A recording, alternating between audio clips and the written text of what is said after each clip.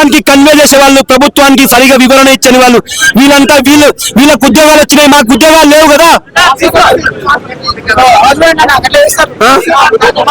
చెప్తున్నా, ప్రభుత్వం ఎందుకు ఇంత ప్రజాపాలన అంత ఆనాటి కాలం అంటే ఏదో అనుకున్నాము, అంత ఇందిరమ్మ రాజ్యం తెచ్చింది.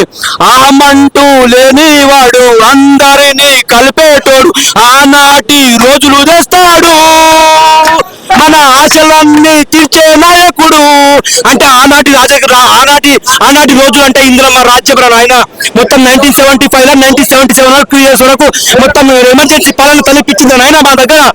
మొత్తం అంత తీవ్రవాదులకు అప్పుడు ఇందిరమ్మ కాలం అంటే ఎమర్జెన్సీ అంటే తీవ్రవాదులు లేదు, ఇప్పుడు తీవ్రవాదులు మనము తెలంగాణ రాష్ట్రంలో. అరే నాయన మీరు ఏ రాష్ట్రంలోకి వెళ్ళలేరు, ఒక్క తెలంగాణ రాష్ట్రంలో ఏరు కొరి గెలిపించుకున్నారా నాయన? మిమ్మల్ని పోస్ట్ పోన్ చేయాలి, ఇప్పటికీ అడుగుతున్నాం, పోస్ట్ పోన్ చేయండి సార్, మీకు పుణ్యం ఉంటది, మీకు ధన్యం, మీకు పుణ్యం ఉంటది, పోస్ట్ పోన్ చేయండి ఎగ్జామ్ రాసి. మేము ప్రజలకు సేవకులము, యాజ్ ఎ పబ్లిక్ సర్వెంట్ మేము ప్రజలకు సేవ చేయాలనే ఉద్దేశంతో వచ్చినాము. మేము ప్రభుత్వాల కోసం మేము కార్యకర్తలం కాదు, మేము ప్రభుత్వం సేవ చేయడానికి వచ్చాము. మేము ఎలాంటి రాజకీయ కార్యకర్తలం కాము. మిమ్మల్ని రంగులు వేయడానికి, మిమ్మల్ని మేము నిరసించడానికి, మీ పైన ప్రభుత్వాన్ని మీద దుమ్మెత్తిపోవడానికి మేము కార్యకర్తలం కామరా నాయన.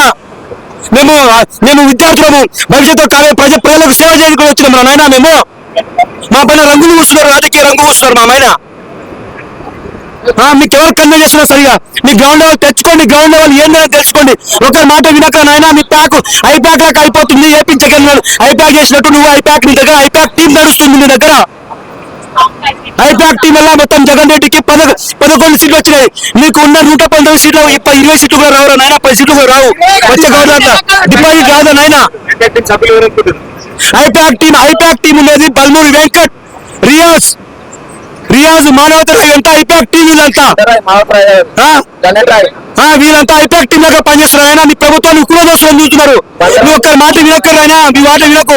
నిరుద్యోగులు మేము కార్యకర్తలం కాదు, మేము ప్రభుత్వానికి సేవ చేసే ఇది మేము సేవకులం మేము.